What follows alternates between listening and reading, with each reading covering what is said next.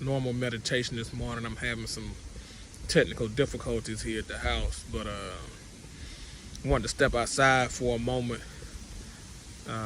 and try to do something.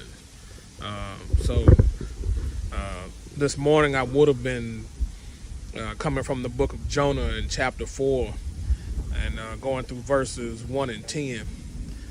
And if you read it, you'll see where it's talking about Jonah right after the text with him being stuck in the belly of the fish.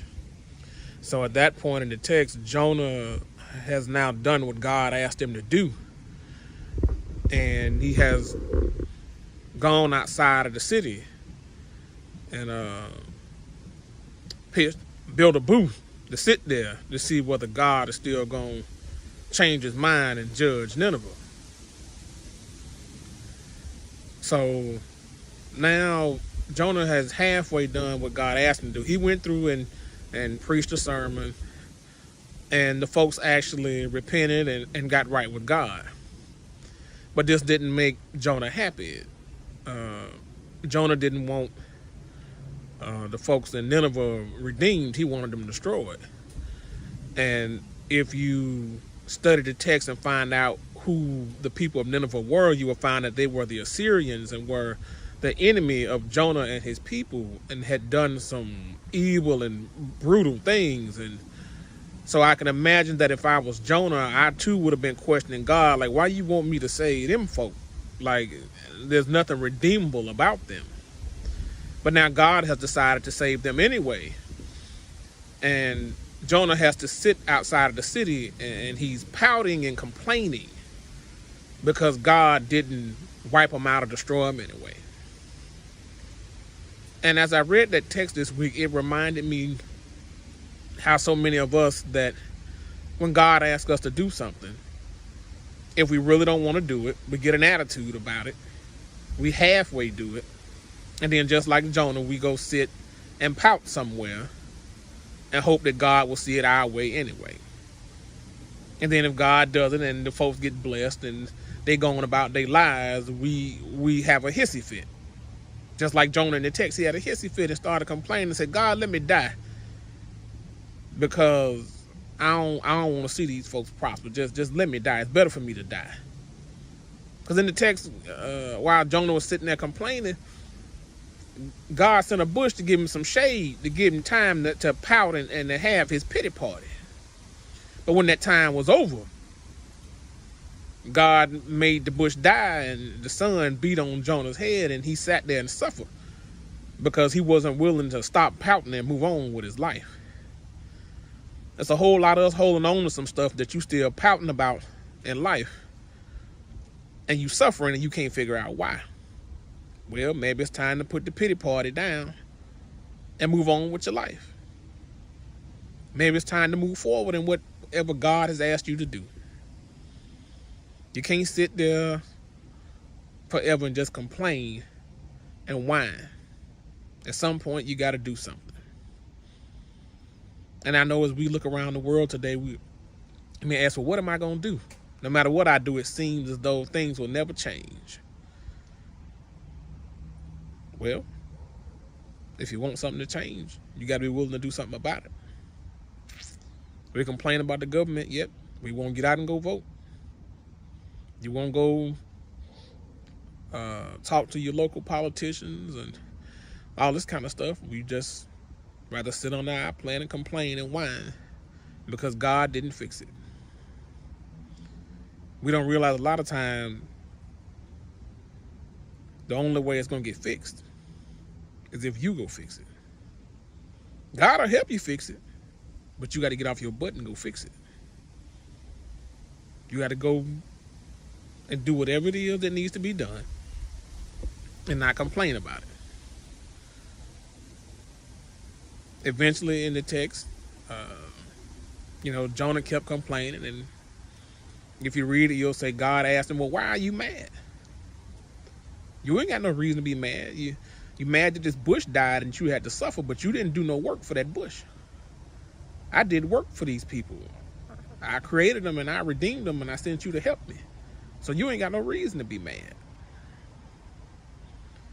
Ask yourself today, what are you mad about that you ain't got no real reason to be mad about?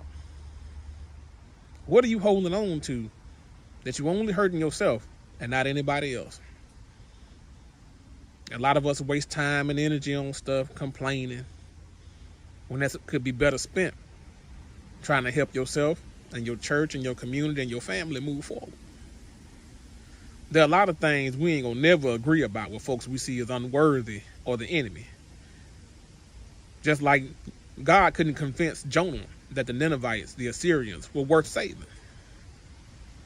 But there are folks we see as the enemy that we ain't gonna never see them as worth saving. But if you're gonna follow God, you're still gonna have to love them and treat them right and do the right things. Even when they doing the wrong thing, you gotta do the right thing.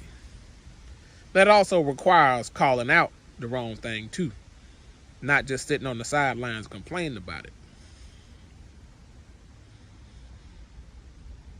Sometimes you just got to do what you got to do.